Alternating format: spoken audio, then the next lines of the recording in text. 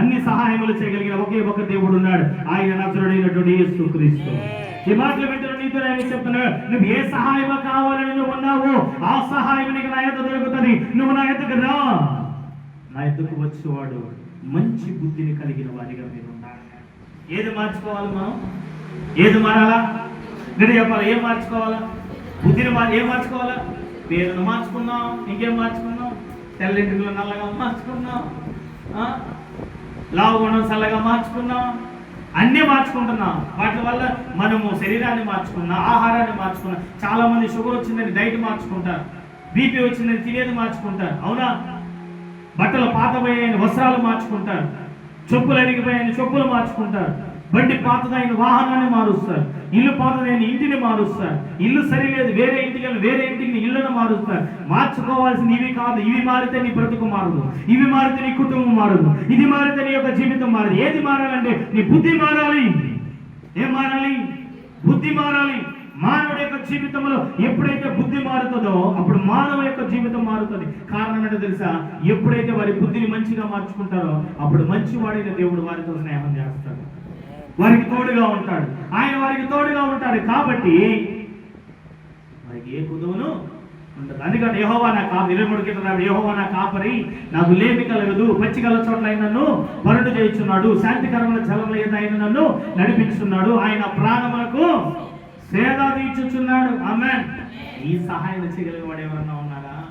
నిన్ను పచ్చిగల చోట్ల పరుడు చేయగలిగిన సహాయం, నేను శాంతికరమైన జలం మీద నడిపించగలిగిన సహాయం, నీకు సమాధానం ఇవ్వగలిగిన సహాయం, నీ కుటుంబానికి నెమ్మదినివ్వగలిగిన సహాయం, నీ కుటుంబం ఒకవేళ వివాహమైన వారైతే మీకు గర్భఫలాన్ని ఇవ్వగలిగిన సహాయం, నీ దరిద్రతో నీకు ఐశ్వర్యం ఇవ్వగలిగిన సహాయం, నీకు కావలసిన ఆహారం ఇవ్వగలిగిన సహాయం, నీకు కావలసిన ఐశ్వర్యం ఇవ్వగలిగిన సహాయం, నీ దరిద్రను ఐశ్వర్యముగా మార్చగలిగిన సహాయం, నీ వ్యాధిని ఆరోగ్యముగా మార్చగలిగిన సహాయం.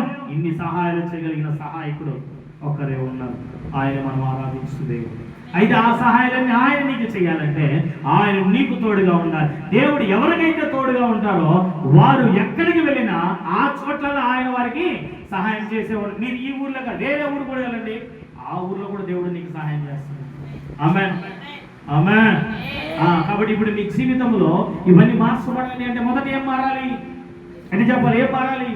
ఈరోజు నేను మీ ముందు నిలబడాలనేమో, మీ దగ్గరికి రాలేనేమో, మిమ్మల్ని చూడలేనేమో అని అనుకున్నాను, కానీ నన్ను మీ ముందుకు తీసుకుని వచ్చి ఆయన గురించి మీకు చెప్పగలిగిన ఈ మాటలు మీతో పంచుకోగలిగిన సహాయం చేసిన వాడు మీ జీవితంలో కూడా గొప్ప సహాయం చేయగలిగిన దేవుడు అయినాడు. హల్లెలూయా, హల్లెలూయా.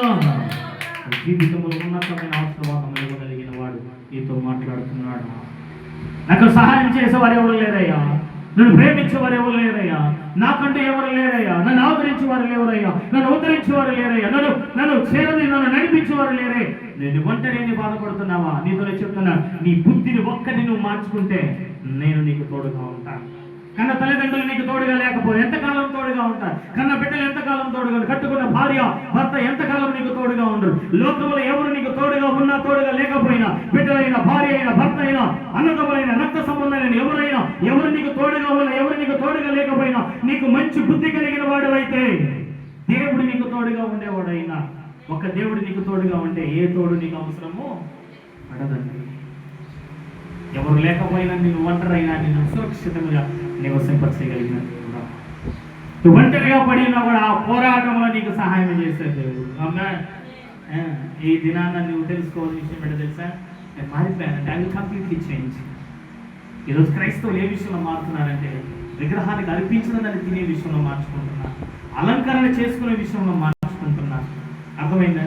ఇంకా చెప్పాలి అంటే లోక సంబంధమైన క్రియలు కల ఆచారంలో మార్చుకుంటున్నారు. కానీ దేవుడు చెప్పినటువంటి బుద్ధి, ఈ బుద్ధి విషయంలో ఎంతమంది మంచి బుద్ధిని కలిగి ఉన్నట్లుగా వారి బుద్ధిని మార్చుకుంటున్నారు చెప్పాలి. ఈరోజు మీరు నేను మార్చుకోవాల్సింది, మన పేర్లు మారాయి కానీ ఏది మారలా? ఏది మారలా? బుద్ధి మారదు. ఇప్పుడు కుక్క బుద్ధి ఏంటి? నువ్వు క్రైస్తవుడు బుద్ధి ఏంటి? ఎవరు బుద్ధి ఉండాలి నీకు? ఇప్పుడు కుక్క కాబట్టి దానికి కుక్క బుద్ధి ఉంది. నువ్వు క్రైస్తవుడు కాబట్టి నీకు ఎవరు బుద్ధి ఉండాలి? ప్రభువైన క్రీస్తు యేసుకున్నటువంటి బుద్ధి నీకు ఉండాలి. అమ్మా, ప్రభువైన క్రీస్తు యేసుకున్నటువంటి బుద్ధి మనలో ఉన్నట్లయితే ఆయన మనతో ఉంటాడు. హల్లెలూయా, ఎందుకు చెప్పనా, ఒక త్రాగుబోత స్నేహం చేస్తాడు, ఒక దొంగతో దొంగల స్నేహం చేస్తాడు, అవునా, ఒక హంతకుడు స్నేహం చేస్తాడు.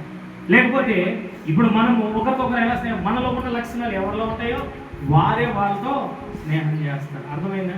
అందుకే చెప్తారు వీడు ఎలాంటి వాడు తెలుసుకోవాలంటే వీడి ఫ్రెండ్స్ చూసి ఇదేంటో తెలుసుకుంటారు అంటారు. అంటే మనం ఎవరితో ఉంటాము, మన మనస్సాగి, మన మనస్సు, మన ఆలోచన, మన బుద్ధి, మన అలవాటు ఎవరికైతే దగ్గరగా ఉంటాయో మనం వాళ్ళకి దగ్గరగానే ఉంటాం. జాగ్రత్త. ఈరోజు మనం అలా ఉండకూడదని లేఖనం చెప్తుంది. నీవు నేను కూడా దేవునికి దగ్గరగా ఉండేవారమై ఉంటాను. హల్లెలూయా.